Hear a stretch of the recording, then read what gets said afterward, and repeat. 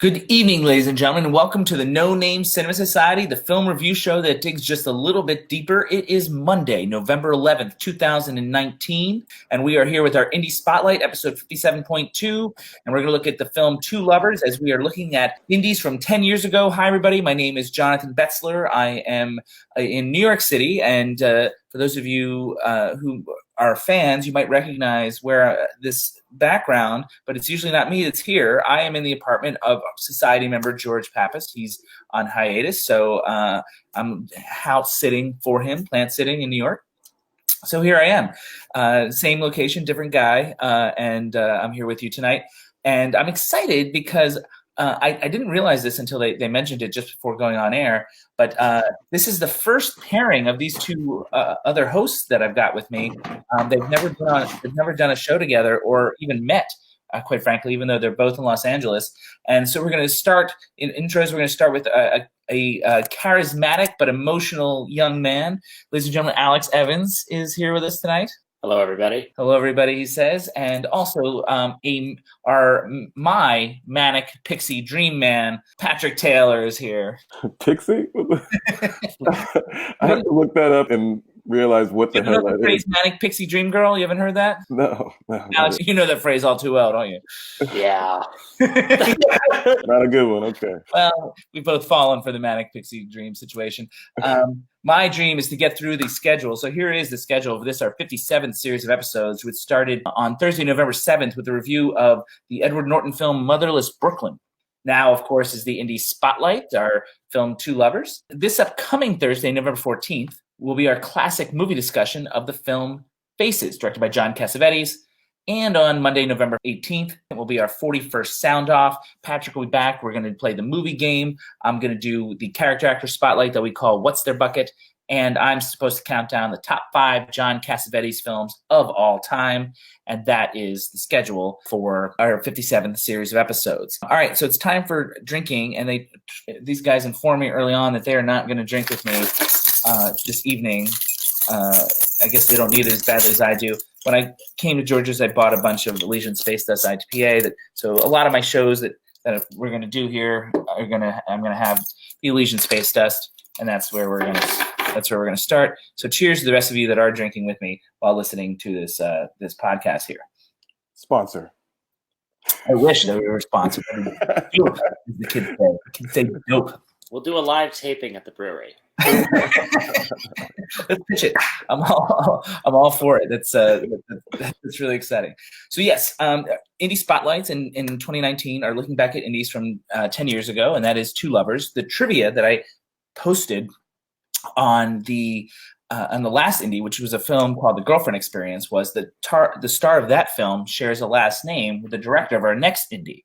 I'm referring to Sasha Grey, who was the lead in The Girlfriend Experience, and that's a film that Alex reviewed with us as well. And the director of tonight's film is a guy by the name of James Gray, who has a film that just came out a few months ago called Ad Astra. He's not as well known as some directors, but he's got a very accomplished resume and some really good films that he's made over the years under the radar, including this film, The Immigrant, The Lost City of Z, We Own the Night, also with Joaquin Phoenix, and a film called The Yards from 10, 15 years ago or so. Yes, Sasha Grey and James Gray, although they spell their last names differently. Sasha uses an E, James uses an A in Gray, but that was the trivia. So now we are ready to go on to the summary. You guys ready for some summary for the film Two Lovers?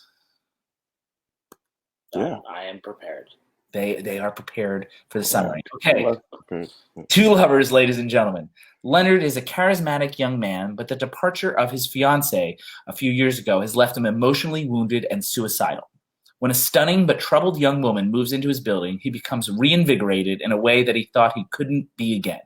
But he may not be in a place where he can take on her issues as well as deal with his own. So guys, how was that summary? I don't know if I would describe Joaquin Phoenix as charismatic. The character is he? Is charismatic. It started as him being completely broken, but then you realize you realize that he was a whole person at some point, but no more. And now he was willing to be built back up. He superficially had friends 10 years before the story takes place. Right, exactly. He was broken when you first met him. He was like, unbelievable. Okay. So they got nitpicky with the summary tonight. So fair enough. That's right. So the way we do indies a little differently is someone has to recommend the indies for the indie spotlight. And it's usually me, and in fact, almost always me. So this is my recommendation, Two Lovers, and it's my kind of movie. A small, character-driven movie, the kind that Alex and I saw a lot of in our 1988 in review. It's a story we've seen before, but as far as I'm concerned, it's told and acted with detail and precision. Before we go to opening thoughts, I just want to ask, has either of you guys seen or heard of this movie before having to review it for this evening? I had not. No. Not even heard of it. Under the radar. Okay. Opening thoughts, one sentence review. So we get a little sense of how you felt about it. Patrick, your first opening thoughts. Two Lovers. I just couldn't stop seeing him as a Joker, but I enjoyed it. Okay, yes. Joaquin Phoenix is sort of the zeitgeist man of the moment because about a month ago, he came out in the film Joker, that films everybody's talking about. But this was 10 years ago, so interesting. Alex, opening thoughts. I would say Isabella Rossellini was my favorite part. It doesn't bode well for Two Lovers, so it'll be interesting to see how that manifests itself in the discussion. The thing I think I liked best about it, and where I want to start, is with direction.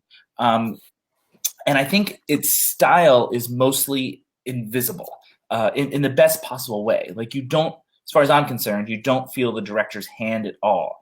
It's possible that the film appeals to me because that tends to be also how I approach scene work. And just because I say it's invisible doesn't mean the film has no style. It's just motivated by individual moments in the story. For example, there's an uninterrupted shot on the roof in which we see the characters through various narrow openings in a brick structure, sort of highlighting the obstacles these two characters face as they try to find a connection with each other. And also framing the two characters behind bars outside their respective windows as they're talking to each other in a courtyard. Leonard's bars are out of focus, so you see him more clearly, but her bars are obstructing how much we see of her, undercoding a moment when she is trying to be more vulnerable. And perhaps the most obvious use of style in the film is the occasional use of slow motion, which I sometimes complain about in films, but here I thought it was used properly. It wasn't egregious, and I think it really fits as the world does seem to slow down for people who are depressed, and those are the moments in which slow-mo was used. The point that I'm trying to make overall here is that the story determines the style, and Alex and I are both frequently saying that offers a more immersive experience, generally speaking. Alex, do you suggest that wasn't your experience with Two Lovers? It felt like a very intentional verite style. This felt very kind of documentary, run and gun, but voyeuristic at the same time. But not in the same way that say, Girlfriend Experience was, which we both reviewed. No, it was, I would say this felt more stylized and more intentional with trying to create feelings with the shot design. Except that this was not as handheld as Girlfriend Experience. Like that felt like that approached it with a very documentary style. These shots were more composed, I felt. There's plenty of documentaries that are well composed. I didn't say Girlfriend Experience wasn't well composed. I'm talking about on sticks. I'm talking about, because I mean, the thing about handheld is it's not that they're not well composed, but I mean, like they're finding their compositions as in the middle of a shot. That's not necessarily the case here. And that there's an art to that. I'm not saying there's not. I was never distracted by that. I felt there was an intentional style, but sometimes if there is that handheld operator trying to find the shot or going in and out of focus, that's very distracting to me. And I didn't feel that level of distraction through the cinematography in this film. Patrick, what do you have to say about my comments about direction? I agree. I mean, it's not my type of film. I don't usually watch love stories.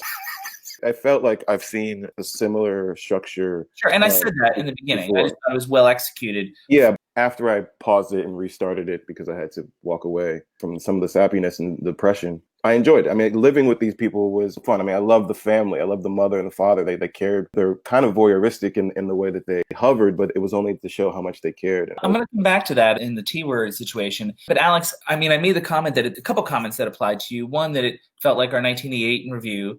And the other one is that I felt like the style was informed by the story and it was unobtrusive. Do you have any specific comments about those thoughts that I had? Agree or disagree? Or I just felt just very rainy and bleak. Exactly. Even how they colored it was like this is dreary, kind of it started dreary and it stayed in that yellow kind of greenish kind of weird. It was one of those films that's kind of like, I live in New York and the most interesting thing about me is my depression. Exactly. Is that a genre unto itself? Yeah, I'd say so. I feel like you have to leave New York before you realize that, JB. The first time I saw it, I was in Los Angeles. So was it raining that day, or I don't know? Just kidding. I don't understand what the weather has to do with anything. You're talking about the coloring. You guys are talking about, I guess, the tone and the bleakness. Specifically, Alex, the camera choices and those stylistic elements that I talked about that were subtle but effective and born out of the story. Do you agree with that, or do you feel like it was egregious in some way? I didn't find it egregious. I just didn't find it particularly compelling. You would say you did not find the film or style compelling? No. Is it fair to say you were bored? No, I was engaged the whole time, but not in like I'm enjoying this and I care about what happens to these people. Okay, all right. I just wanted the parents to have a nice retirement. That felt like the only happy ending to the whole thing. I'm sorry to hear that, because I had a completely different reaction. I was fully emotionally invested in this one. And part of the reason is the next topic, and that's performances. And one of the and especially as it relates to direction, I mean, Alex has already talked about Isabella Rossellini, but I think one of the oft-repeated tenets on this show is that performances across the board are strong and in line with each other in terms of the tone. The director has to be commended. It's not ever easy to keep everyone on the same page and in tone with the movie. And everyone in the movie felt very real and well-defined to me. And the way they interacted with each other felt honest, emotionally and physically, adding to everything flowing in a natural, organic way. Do you guys at least agree that the performances across the board were believable and strong? I agree with that. I feel like it was almost they were very believable and they weren't overacting at all. Sometimes I was like, maybe they could have given a little bit more, but I definitely believed Joaquin. I definitely believed that the parents' love. I definitely believed how crazy of a character his love interest was. Follow-up question to that, because that's interesting. Do you feel like it was underplayed so much so that it felt that it was less real? No. I was living with the characters. I felt like they were. I felt like their performances were strong. Were good. I give the underplaying just because I just felt like kind of like I was just living with these people in their normal daily lives. I think it was Alex that talked about the voice equality. Maybe it was you, but either way, I heard the word come up, and I think that that the performances and that aspect that you're talking about, it was informed by that, because I mean, it looks like we're looking at people that we know, and they feel very three-dimensional, and people that we might have a conversation with at a party, kind of thing. That's my reaction, at least to that's what your comment made me think about. Alex, do you have a rebuttal or agreement? I thought Phoenix's performance was really flat and wooden. I didn't really buy him. I'm not a fan of his to begin with. That's a segue to the individual performances, which are coming up next, because I actually have the opposite reaction. And in thinking about it further, I would say that to me, he's the best working actor we have today. With the passing of Philip Seymour Hoffman, I feel like, in thinking about it, having seen Joker last month, and also, I mean, I named him Best Actor last year for his film You Were Never Really Here. George mentioned him last year for the film Don't Worry, We'll Get There on Foot or something, maybe messing up that title. We've talked about his performances on the show in the film I'm Still Here. I named that performance the best of 2010. Point being, I have the opposite reaction. I think he's actually the best actor that we have in America right now. What I think fascinating about this particular performance is there's nothing particularly larger than life about Leonard. It's the complete opposite of Joker, as Patrick pointed out earlier. He's your neighbor, he's a guy you see on the subway. But in Phoenix's hands, the character sings, I think. He makes it look so easy to make Leonard feel like the rest of us. It's behind the charm or the jokes or the depression. There is a lot of awkwardness and need and pain that he makes viscerally powerful in his moments of privacy. I think he just felt like a real guy, like a guy that I knew. And I think that's what's so rewarding about the performance. I'm at the polar end of the spectrum. Wooden is the last way I would describe this performance. I think it's a work of art and a masterpiece as far as performances are concerned, and one of the best of 2009. Patrick, you're going to be the tiebreaker. I felt for him. I'm teetering towards you, JB. I didn't think his performance was wooden. I thought he was playing a very vulnerable character. But just to bring up another point that I brought up before, it's just not. I don't watch these type of movies very often. So, but I do feel like he played that guy who's trying to play it cool, but it's hiding his wounds. Why don't you watch these type of movies very often, out of curiosity? I like to see violence. I don't know. I mean, I don't know. I don't watch a lot of love movies. I just don't watch a lot of What about my comment that because I mean, like the way he changes his whole gait, GAIT, and his from performance to performance. If you compare Two Lovers to Her, to I'm Still Here, to Joker, I mean, it's a whole complete transformation. The Master's another one. So how do you respond to my opposite comment that Alex made, is that I think he might be the greatest living actor we have in America?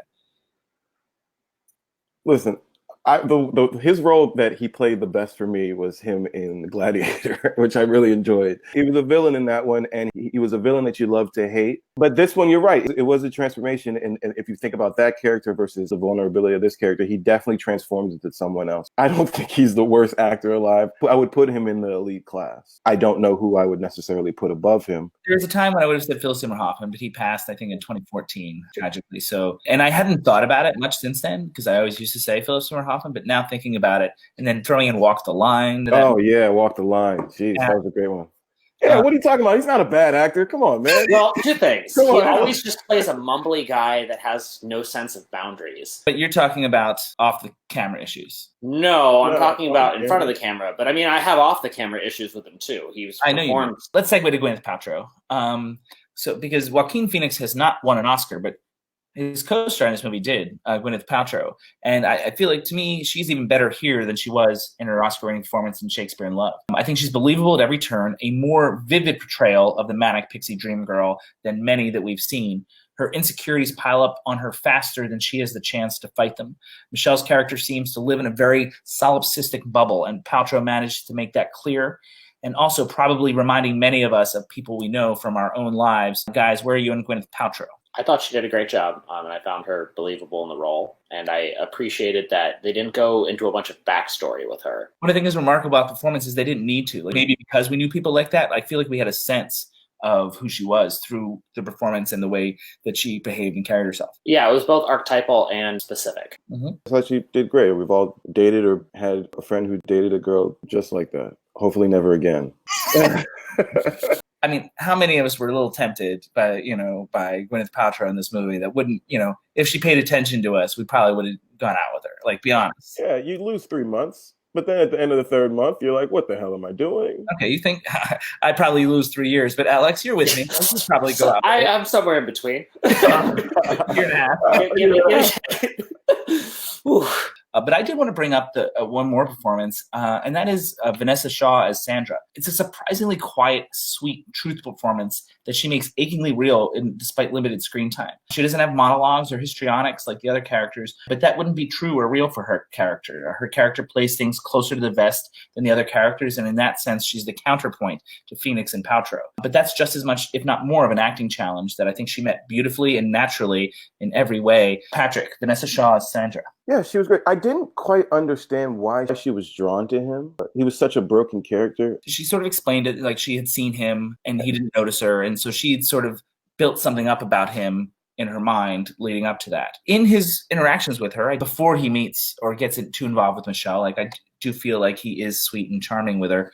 But I understand your point of view, but I bought it. But you thought she was good, it sounds like. Yeah. She's the character that you should fall in love with, and she played that well. Alex. I think both women are problematic and not who anybody should date or marry. Okay, well, that's a different thing.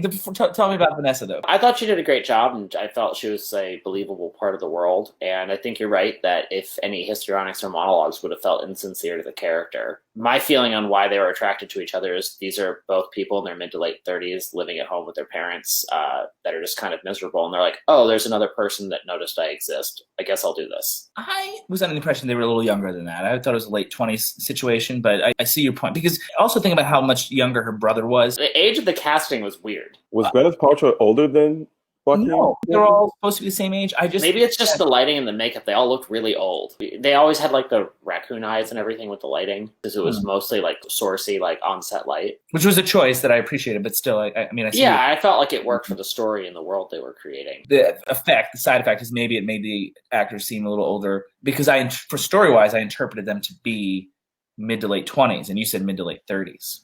Yeah, they all just looked pallid and sickly too. Sickly. Well, maybe that's back to Patrick's bleakness. The coloring.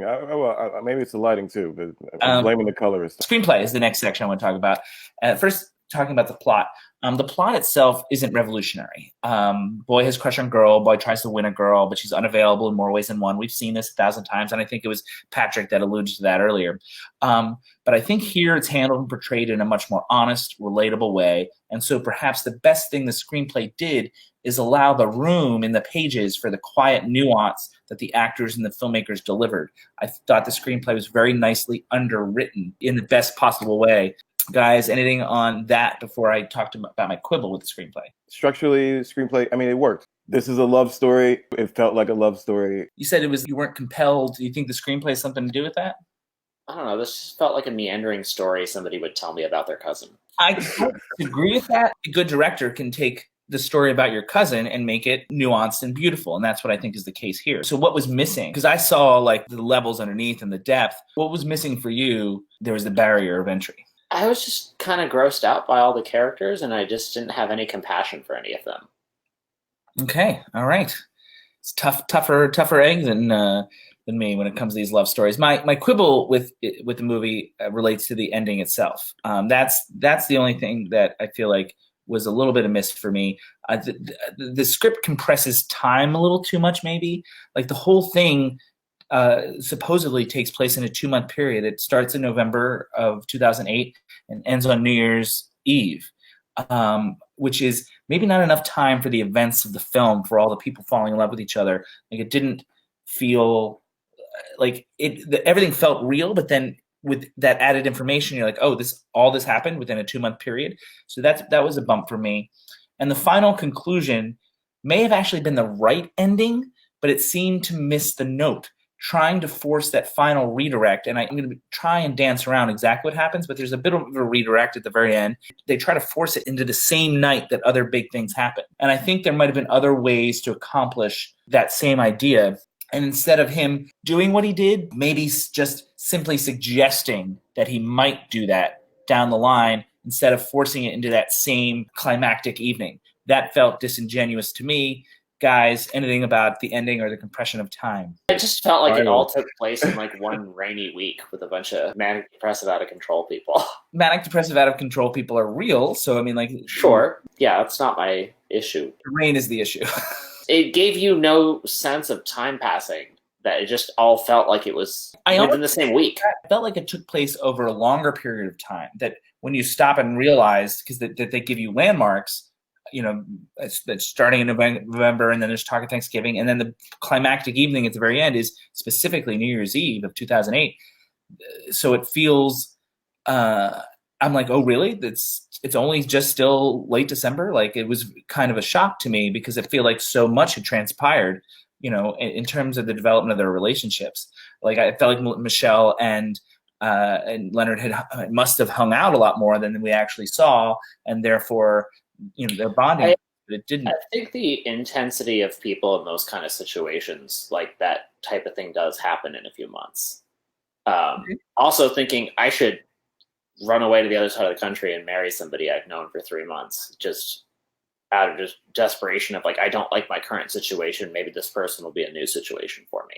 Well, maybe you should do that. I'll introduce you to a bunch of people that would be willing. Patrick, you said that you were glad that he finally figured out what he needed to figure out. Gwyneth Paltrow's character was just never really going to happen for him anyway. So nothing bumped for you in terms of the time frame. That it was a quick switch for him. Maybe it's because I was pausing it and playing it and pausing it and playing it. It felt like a longer period of time. Did you watch this at work? I did watch it at work. No wonder you're having issues with this beautiful movie. You're like not even paying attention. I am paying attention. Someone calls me. I'm like, yes. Hey, how you doing?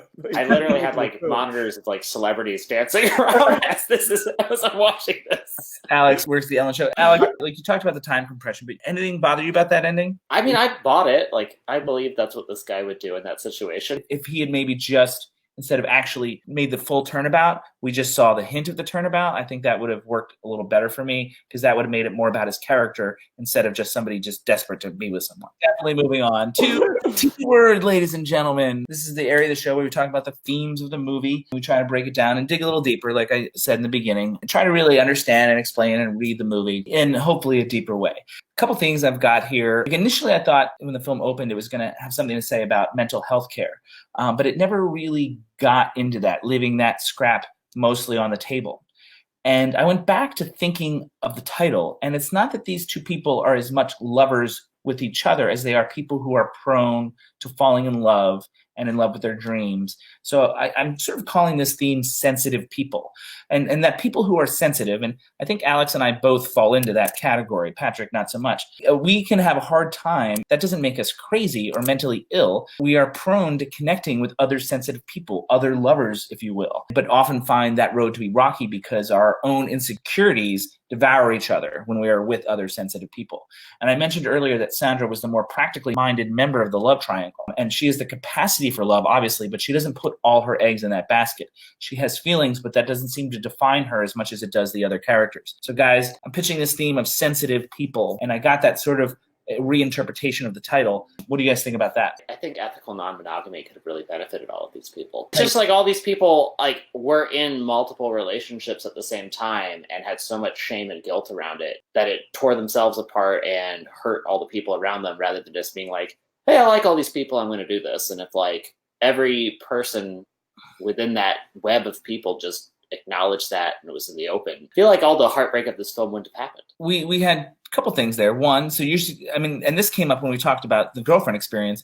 Would you say that this film is an exploration of monogamy then, and perhaps suggesting that it's not a natural thing? I don't think it's a natural thing for everybody. I think for some people it's a great fit. Okay, cool. So, but I mean, like, I think this film showed a bunch of people that it's not a good fit for. Right. It is sort of societal construction that monogamy is the right thing when it may not be for everyone.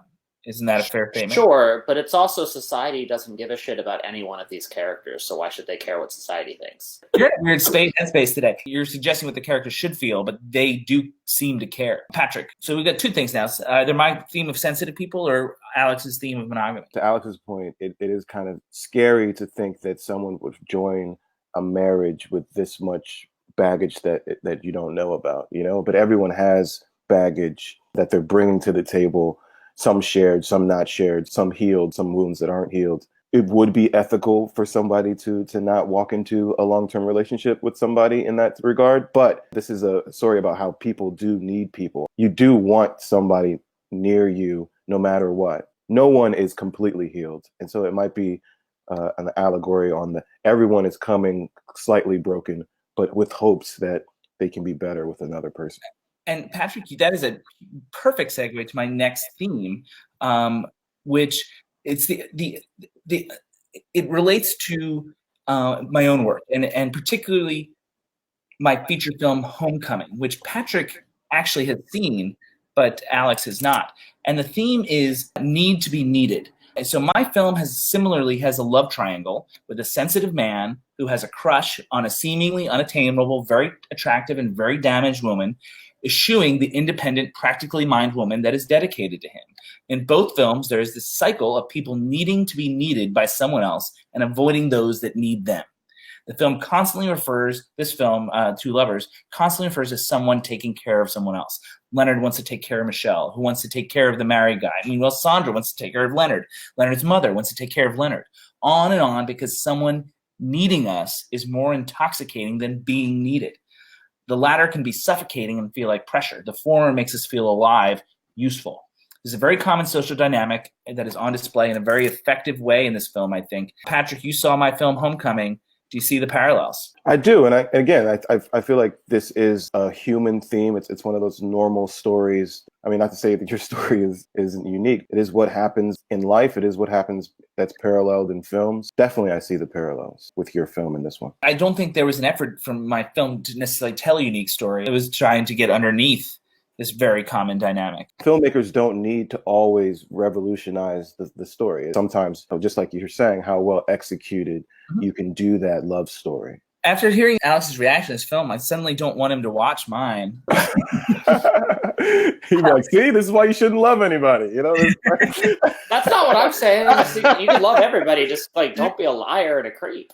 You'll definitely not like my movie. Alex, without knowing my movie, what do you think about this theme of the need to be needed? That was very clear throughout the film. I would say that is an accurate theme. Okay. All right. So our next indie, we're going to continue our indies from 2009. And your trivia is a basketball star goes indie in another documentary that we're going to review. And that's going to come up in December, hopefully. Our next show, however, is coming up this Thursday. It's a classic movie discussion of the John Cassavetes film Faces from 1968. And we will have George and Jim for that discussion of Faces coming up in just a few days. In the meantime, ladies and gentlemen, this meeting of the No Name Cinema Society is adjourned.